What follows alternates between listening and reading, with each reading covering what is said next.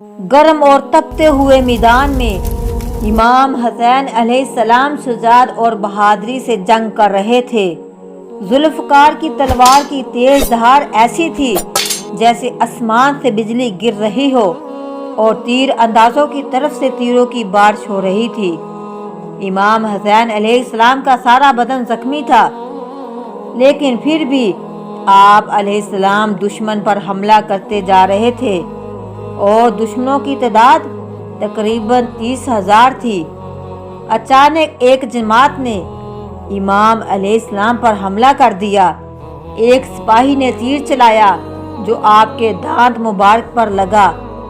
امام علیہ السلام نے دانت مبارک سے تیر کو نکالا اور آسمان کی طرف پھینکا اور فرمایا، خداوند انہیں برباد کر دے اور ان میں سے کسی کو بھی اس روح زمین پر باقی نہ رکھ۔ پیارے نبی کریم صلی اللہ علیہ وسلم کے نواسے کو اس بے رحمی سے کیوں شہید کیا گیا؟ آپ علیہ السلام میدان کربلا کیوں پہنچے؟ آپ کو شہید کرنے والا لشکر کون تھا؟ اور مسلمانوں نے آپ کا ساتھ کیوں نہیں دیا؟ ان حقائق کو اس ویڈیو میں مکمل جانیں گے، لہٰذا گزارش ہے کہ ویڈیو کو آخر تک ضرور دیکھیے۔ واقعہ کربلا صرف تاریخ اسلام ہی نہیں بلکہ تاریخ انسانیت کا بے حد دردناک واقعہ ہے۔ یہ دنیا کا واحد ایسا واقعہ ہے جس سے عالم کی تمام چیزیں متاثر ہوئی ہے۔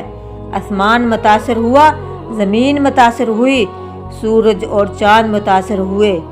یہ وہ بے حد دردناک واقعہ تھا جس نے سب کو خون کے عنصر لا دیا، جس کا پس منظر آپ صلی اللہ علیہ وسلم اور آپ کی اولاد کی دشمنی تھی۔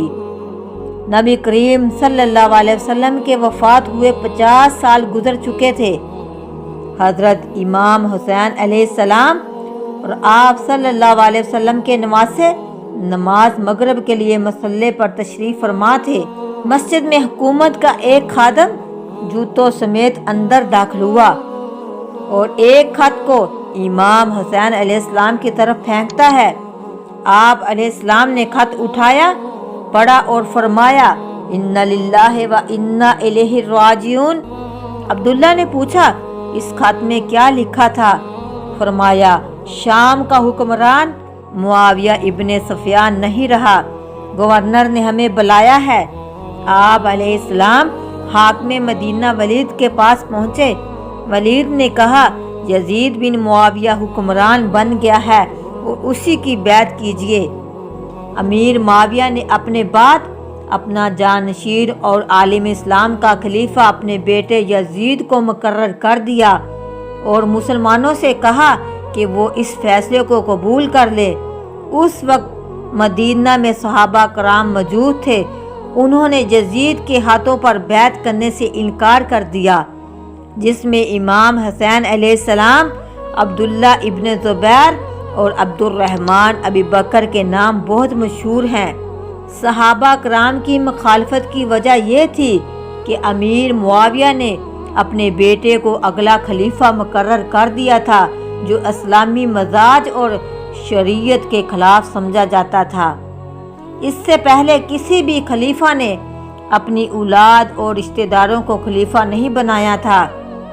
جب یہ خبر کوفہ پہنچی کہ امام علیہ السلام نے یزید کے ہاتھ بیعت کرنے سے انکار اور انہیں خلیفہ تسلیم نہیں کیا، تو اس پر اہل کوفہ جو امام علیہ السلام سے بہت محبت کرتے تھے اور وہ لوگ مختار ثقفی کے گھر میں جمع ہوئے اور انہوں نے امام حسین علیہ السلام کو کوفہ آنے کی دعوت دی۔ انہوں نے امام حسین علیہ السلام کو خط لکھا، آپ کوفہ تشریف لائیں، ہم آپ کے ہاتھ پر بیعت کریں گے اور آپ ہی کو خلیفہ تسلیم کریں گے۔ روایات میں بتایا گیا ہے تقریباً 18,000 خطوط حضرت امام حسین علیہ السلام کو بھیجے گئے۔ حضرت امام حسین علیہ السلام نے کوفہ جانے کا فیصلہ کیا۔ امام حسین کے قریب یزید کا خلیفہ رہنا ظالم حکومت کو تسلیم کرنا ہے، کیونکہ یزید کی خلافت اسلام اور شریعت کے بہت مخالف تھی۔ یزید شراب، تفریح اور شرعی لحاظ سے روکے ہوئے کاموں کا عادی تھا اور لوگوں کا بھی ماننا تھا کہ اس میں خلیفہ بننے کی صلاحیت نہیں ہے، لیکن یزید ہر حال میں حضرت امام حسین علیہ السلام سے بیعت لینا چاہتا تھا، کیونکہ امام حسین علیہ السلام نواسہ رسول تھے اور تب ہی اسلام میں خلافت کی اہمیت تسلیم کی جاتی، جبکہ امام حسین علیہ السلام اسے خلافت کے لیے نااہل سمجھتے تھے۔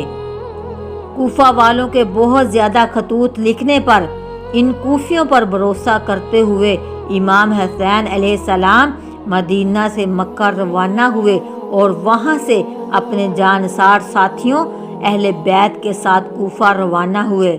جب یزید کو امام حسین علیہ السلام کی خبر ملی تو اس نے عبید اللہ ابن زیاد، جو ایک ظالم انسان تھا، اسے کوفہ کا گورنر منتخب کر دیا اور اسے حکم دیا کہ امام حسین علیہ السلام ابن علی کوفہ پہنچنے کی کوشش کریں تو انہیں راستے ہی سے روک دیا جائے۔ ابن زیاد نے ایک لشکر کو امام حسین علیہ السلام کے قافلے کی طرف روانہ کیا۔ انہوں نے امام حسین علیہ السلام کو راستے ہی سے روک لیا۔ 3 محرم کو عمر بن سعد 4000 فوج لے کر کربلا پہنچا۔ یزید اپنے منتخب کردہ گورنر کے ذریعے اپنی بیعت کروانے کے لیے امام حسین علیہ السلام پر زور ڈالنے لگا۔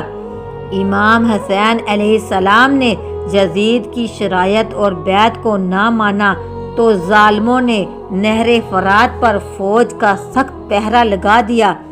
7 محرم کے بعد امام حسین علیہ السلام اور آپ کے جانثاروں اہل بیت کو پیاسا رہنے پر مجبور کر دیا گیا، کیونکہ فرات پر ظالموں کی فوج تھی، انہیں وہاں سے پانی پینے کی اجازت نہ تھی۔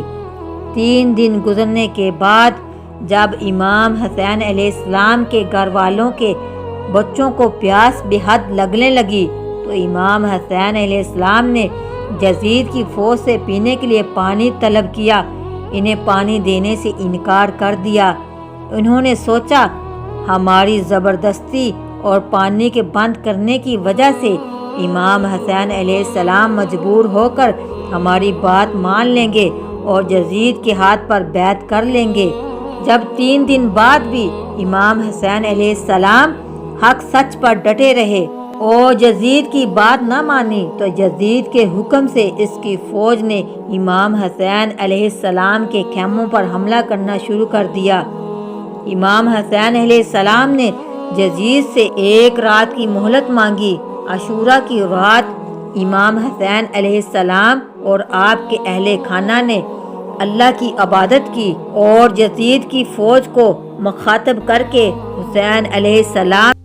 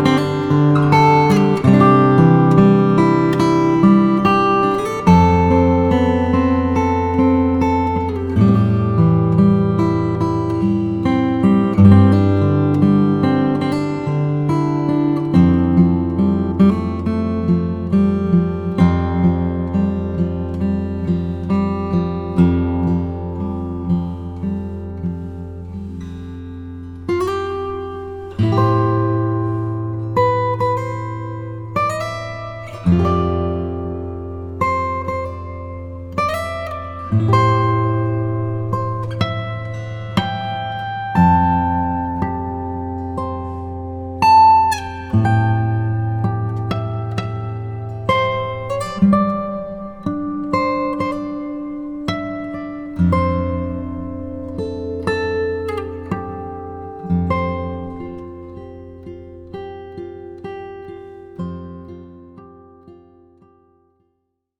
सर को देखा तो इस पर वो बदबख्त छड़ियां मारने लगा और कहने लगा, हमारे खिलाफ उठने वाले सुरों का यही अंजाम होता है।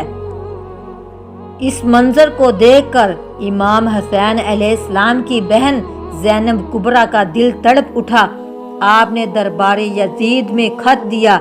इसको सुनकर यजीद के दरबार में मौजूद दरबारियों और अहले शाम के चेहरों की रंगत बदल गई और पछताने लगे।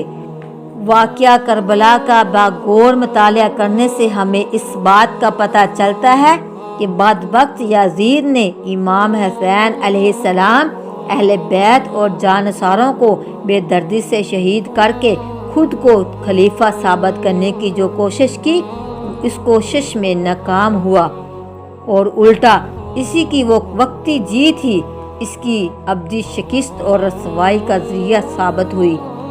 क्योंकि इमाम हसैन अलैहिस्सलाम शहीद होकर भी लोगों के दिलों पर हक, सच और इस्तिकामत का अजीम मीनार बनकर राज करते हैं, जबकि यजीद बाज़ाहिर जंग जीत कर भी जिल्लत, रसवाई और नजासत की अलामत बन गया।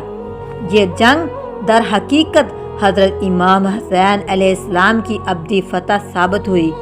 अल्लाह ताला हमें हक, सच और इस्तिकामत की तौफीक अता फरमाए। इस्लामी मालूमात के लिए चैनल को सब्सक्राइब कीजिए। नेकी की बात फैलाना सदका जारिया है। अल्लाह अमल की तौफीक अता फरमाए।